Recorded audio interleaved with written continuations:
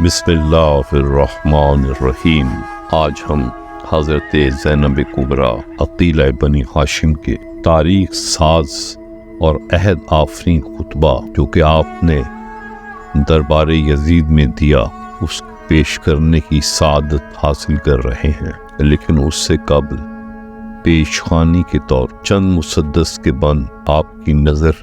کر رہا ہوں۔ لائق حمد ہے جس نے ہمیں عزت بخشی، لائق حمد ہے جس نے ہمیں عزت بخشی، کیا بتدریج فضیلت پہ فضیلت بخشی، چھانٹ کر ہم میں سے اول کو رسالت بخشی اور آخر کو یہ بے شان شہادت بخشی۔ وہ سوا ان کے مراتب یہ دعا کافی ہے، ہم کو یہ فخر ہے کافی کہ خدا کافی ہے۔ ہاں شریفوں کے کلیجوں کو چبانا کیا خوب، گوشت کو خون شہیداں سے اگانا کیا خوب، دھوم پھر بدر کے بدلے کی مچانا کیا خوب، بھول جانا وہ بزرگوں کا زمانہ کیا خوب۔ تو بھی گھاٹ ان کے اتر جائے گا جلدی کیا ہے، ہم سمجھتے ہیں کہ فرمان الہی کیا ہے۔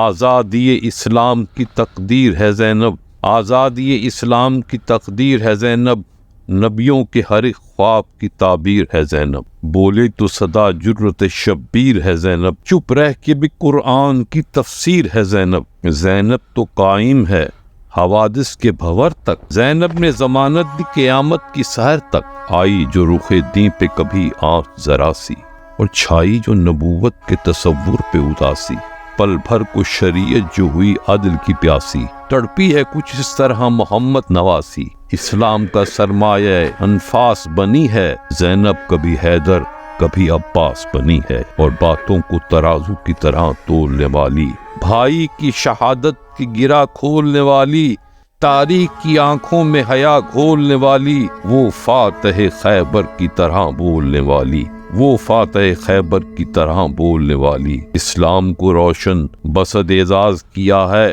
عباس کے پرچم کو سرافراز کیا ہے۔ زینب کے وہ خطبات، وہ آیات کا طوفان، جذبوں کا تلاطم، وہ تہے تابش ایمان، ہر حرف کے ادراک میں کھلتا ہوا قرآن، یک چنبش لب صورت فاران، جل بجھ گیا باطل کے دھواں تک نہیں ملتا، اب بیعت فاسق کا نشان تک نہیں ملتا، تجھ سے ہے رخ دین پہ صباحت میری بی بی، تو مصحف ناطق کی وضاحت میری بی بی، تفسیر حیا تیری فصاحت میری بی بی، اے دہر میں مخدوم ہے راحت میری بی بی، اس واسطے بگڑی ہوئی تقدیر بنی ہے، اس واسطے بگڑی ہوئی تقدیر بنی ہے، اسلام کے سر پر تیری چادر جو تنی ہے۔ جہاد کرب و بلا میں نماز عصر کے بعد، جہاد کرب و بلا میں نماز عصر کے بعد، عظیم قافلہ سالار بن گئیں زینب، دیار شام میں جب بھی کٹھن مقام آیا، دیار شام میں جب بھی کٹھن مقام آیا، جلال حیدر کرار بن گئیں زینب، اور یوں یزید کے دربار میں بی بی نے ارشاد فرمایا، تعریف اس اللہ کے لیے جو سارے عالمین کا پروردگار ہے، اور درود و سلام رسول و اہل بیت رسول پر۔ کتنی سچائی ہے خداوند عالم کے اس ارشاد میں کہ آخر کار جن لوگوں نے برائیاں کی تھیں ان کا انجام بھی بہت برا ہوا، اس لیے کہ انہوں نے اللہ کی نشانیوں کو جھٹلایا تھا اور ان کی ہنسی اڑاتے تھے۔ کیوں یزید زمین و آسمان کے تمام راستے ہم پر بند کر کے اور خاندان نبوت کو عام قیدیوں کی طرح در بدر پھرا کر تو نے یہ سمجھ لیا کہ خدا کی بارگاہ میں ہمارا جو مقام تھا اس میں کوئی کمی آ گئی اور تو خود بڑا عزت دار بن گیا؟ پھر تو اس خام خیالی کا شکار ہے کہ وہ المیہ جس سے ہمیں تیرے ہاتھوں دو چار ہونا پڑا، اس سے تیری وجاہت میں کچھ اضافہ ہو گیا، شاید اسی غلط فہمی کے باعث تیری ناک اور چڑھ گئی اور غرور کے مارے تو نے اپنے کندھے اچکانے لگا۔ ہاں یہ سوچ کر تو خوشی سے پھولے نہیں سما رہا ہے کہ تیری مستبدانہ حکومت کی حدیں بہت پھیل چکی ہیں اور تیری سلطنت کی نوکرشاہی بڑی مضبوط ہے، اور ہو سکتا ہے کہ تو یہ بھی سمجھ بیٹھا ہو کہ خلاق عالم نے ہماری مملکت میں تجھے بغیر کسی خطرے کے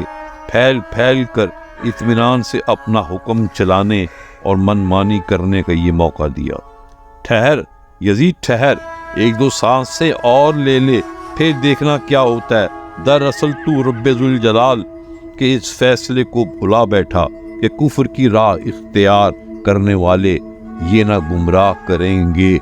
کہ ہم انہیں مہلت دیے جاتے ہیں، وہ ان کے حق میں کوئی بہتری ہے؟ ہم تو انہیں اس لیے ڈھیل دے رہے ہیں کہ یہ خوب جی بھر کر گناہ سمیٹ لیں، اس کے بعد ان کے واسطے سخت ذلت آمیز سزا اور رسوا کرنے والا عذاب ہے۔ اے ہمارے آزاد کیے ہوں کے جائے، کیا یہی عدل ہے؟ اسی کو انصاف کہتے ہیں کہ تیری تو عورتیں اور کنیزیں تک پردے میں ہوں اور نبی زادیوں کی چادریں چھین کر انہیں بے پردہ سربرہنہ ایک شہر سے دوسرے شہر لے جایا جا رہا ہے۔ ہاں یزید، تو نے ہی ہمیں ان حالوں کو پہنچایا ہے۔ ہم بے وارثوں کا قافلہ جس جگہ پہنچتا ہے، جہاں سے کوچ کرتا ہے، وہاں تماشائیوں کا رش لگ جاتا ہے، ہر قسم کے لوگ، ہر طرح کے آدمی، راہ راہ منزل منزل، جوک در جوک، دور اور نزدیک سے ہمیں دیکھنے کے لیے جمع ہو جاتے ہیں۔ اس کارواں کا نہ کوئی ساتھی ہے، نہ حمایتی، نہ دوست، نہ نگہبان، مگر جس کا تعلق ہمارے بزرگوں کا کلیجہ چبانے والوں سے ہو، اس سے کسی روح رعایتی کیا توقع ہو سکتی ہے؟ اور جس کا گوشت پوشت ہمارے شہیدوں کے لہو سے اگا ہو، بھلا اس کے دل میں ہمارے لیے کوئی نرم گوشہ کہاں پیدا کر سکتا ہے؟ ہاں، جو اہل بیت اس مطہرت کی دشمنی میں انگاروں پر لوٹ رہے تھے، اس سے کب یہ امید باندھی جا سکتی ہے کہ وہ حقیقتوں کے بارے میں کبھی ٹھنڈے دل سے بھی غور کرے؟ اے یزید، تو احساس جرم کے بغیر جس ڈٹھائی سے کہتا چلا جا رہا ہے کہ اگر اس وقت میرے آبا و اجداد زندہ ہوتے تو مجھے دیکھتے، کتنے شاد ہوتے، مجھے شابشی دیتے اور کہتے یزید تیرے دستے بازو کو نظر نہ لگے، تو نے محمد کے گھرانوں سے کیا خوب انتقام لیا۔ یزید، تو جو کچھ کر رہا ہے، جو کہتا چلا جا رہا ہے، وہ تیری اندرونی کیفیت کا اظہار ہے۔ ذرا دیکھ تو صحیح، بے ادب، اپنی چھڑی سے جس ہستی کے مقدس ہونٹوں کے ساتھ تو گستاخی کر رہا ہے، وہ جوانان جنت کے سردار ہے۔ تو نے محمد کے پیاروں کا خون بہا کر اور عبد المطلب کے چاند تاروں کو خاک پہ ملا کر اپنے سوکھے ہوئے زخموں کو پھر سے ہرا اور بھرے ہوئے گھاؤ کو کچھ اور گہرا کر دیا ہے، اور اس پر سے تو اپنے دکھوں کو بھی پکار رہا ہے، اپنے گڑے ہوئے مردوں کو آواز دے رہا ہے، اور اس سے بے خبر ہے کہ عنقریب تو خود بھی اسی گھاٹ اترنے والا ہے جہاں وہ ہیں، اور جب تو اپنے سگوں کے پاس پہنچ جائے گا، پھر رہ رہ کر تیرا دل یہ چاہے گا کاش نہ زبان میں سکت ہوتی کہ جو کہا وہ نہ کہتا، جو کیا وہ نہ کرتا۔ پروردگار، تو ان ظالموں سے ہمارا حق دلا دے، ان ستمگروں سے ہمارے بدلے چکا دے۔ بار الہا، جن جفا شواروں نے ہمارا لہو بہایا ہے اور ہماری طرفداروں کو قتل کیا، ان پر اپنا غضب نازل فرما۔ قسم بخدا، اے یزید، تو نے خود ہی اپنے کھال نوچی ہے، اپنے ہاتھوں سے اپنے گوشت کی تکہ بوٹی کی ہے۔ بہت جلدی وہ وقت آنے والا ہے کہ تجھے انتہائی ذلت و خواری کے عالم میں اللہ کے رسول کا سامنا کرنا پڑے گا۔ تو نے نبی کی ذریت کو خاک و خون میں غلطاں کیا، ان کی عطرت، ان کے پیاروں کو نشانہ ستم بنا کر ان کی حرمت زائل کی۔ جب تو اپنے ان سنگین جرائم کا بوجھ اٹھائے قیامت کے دن خدا کی عدالت میں پیش ہوگا، تو پھر دیکھنا کہ داور محشر کس عنوان سے ریاض رسالت کے بکھرے ہوئے پھولوں کو اکٹھا کر کے ہر برگ گل کو آماجگاہ صد بہار قرار دیتا ہے، اور منصف حقیقی کس طرح جفا کرنے والے باغیوں سے ہم کو ہمارا حق دلاتا ہے۔ اس پیدا کرنے والے کا ارشاد ہے، جو لوگ اللہ کی راہ میں قتل ہوتے ہیں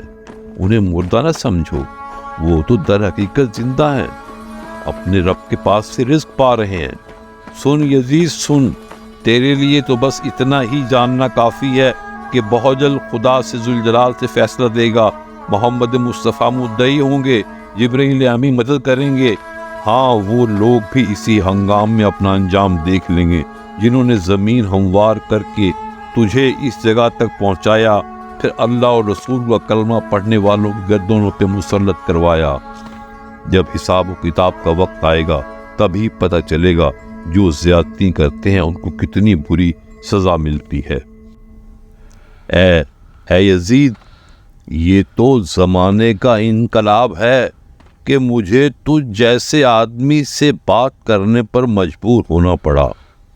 تجھے تو میں بہت چھوٹا اور بے وقت سمجھتی ہوں، البتہ تیری سرزنش کو بڑا کام اور تیری ملامت کو ایک اچھی بات قرار دیتی ہوں۔ ہاں، تجھ سے مخاطب ہونے کی وجہ صرف یہ ہے کہ آنکھوں میں آنسو امڑ رہے ہیں اور کلیجے سے آنچیں نکل رہی ہیں۔ کس قدر حیرت کا مقام ہے کہ وہ خاصان خدا جنہیں اس نے عز و شرف دے کر سرفراز فرمایا، وہی فتح مکہ کے دن ہمارے آزاد کیے ہوئے شیطان صفت گروہ کے ہاتھوں تہہ تیغ ہوں۔ ہائے، دشمن کی آستین سے ابھی تک ہمارے شہیدوں کا لہو ٹپک رہا ہے،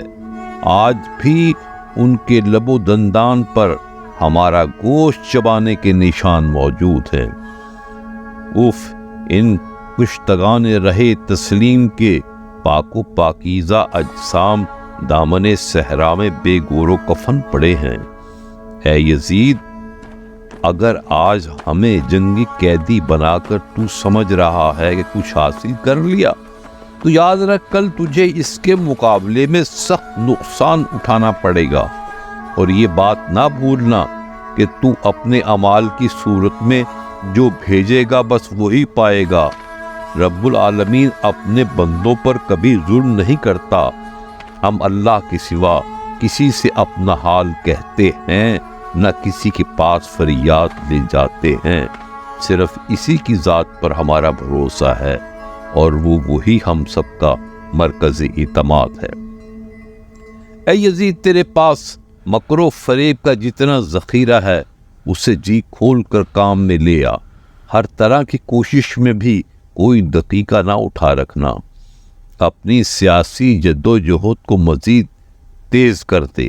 اور ہاں، ساری حسرتیں نکال لے، تمام آرزویں پوری کر لے، مگر اس کے باوجود تو نہ ہماری شہرت کو کم کر سکتا ہے اور نہ ہی اس موقف میں ہے کہ ہمیں جو مقبولیت حاصل ہے اسے متاثر کر سکے۔ پھر یہ بھی تیرے بس میں نہیں کہ ہماری فکر کو پھیلنے اور ہمارے پیغام کو نشر ہونے سے روک دے۔ نیز تو ہمارے مقصد کی گہرائی تک پہنچنے اور غرض و غایت کی گہرائی کو سمجھنے سے بھی قاصر ہے۔ یزید، تیری فکر غلط ہے، تیری رائے خام ہے، تیری زندگی کے محض چند دن باقی رہ گئے ہیں، تیری بساط الٹنے والی ہے